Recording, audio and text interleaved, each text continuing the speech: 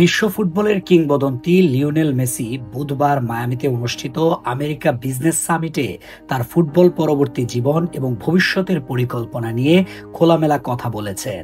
এই ব্যবসায়িক সম্মেলনে তার উপস্থিতি ভক্ত ও মিডিয়ার মধ্যে আলোচনার নতুন ঢেউ তুলেছে।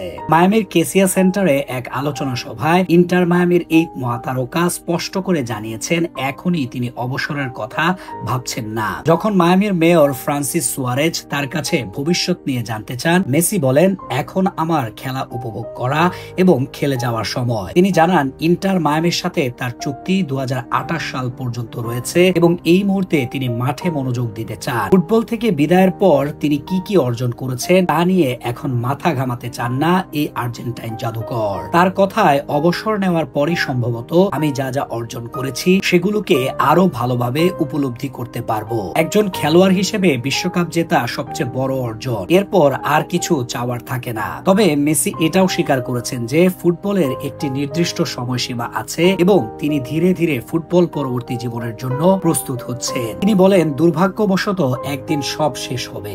আমি শিখতে চাই, নতুন এক দুনিয়ায় নিজেকে জড়াতে চাই। অর্থাৎ তার ব্যবসায়িক আগ্রহ ক্রমশ বাড়ছে। মেসিকে সম্মান জানাতে মেজর সুয়ারেজ তার হাতে মায়ামি শহরের প্রতীকী চাবি তুলে দেন। সম্মেলনে তার আগে বক্তা হিসেবে ছিলেন ডোনাল্ড ট্রাম্প ও ফিফা সভাপতি জিয়ান্নি ইনফান্তিনোর মতো ব্যক্তিত্বরা।